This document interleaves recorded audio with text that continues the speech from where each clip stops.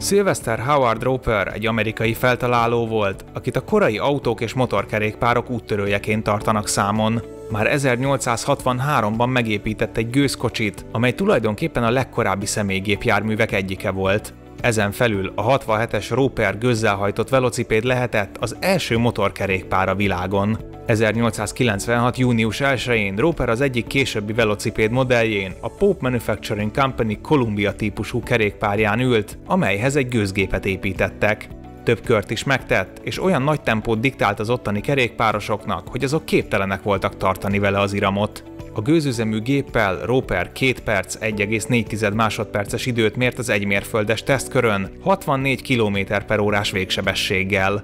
A feltaláló elvesztette az egyensúlyát, majd ennek következtében el is esett, és olyan súlyos fejsérülést szenvedett, hogy már holtan találták a földön. A boncolás után kiderült, hogy Roperrel szívelégtelenség végzett. Nem tudni pontosan, hogy a baleset okozta a szívét ért stresszt, vagy már a baleset előtt is beteg volt.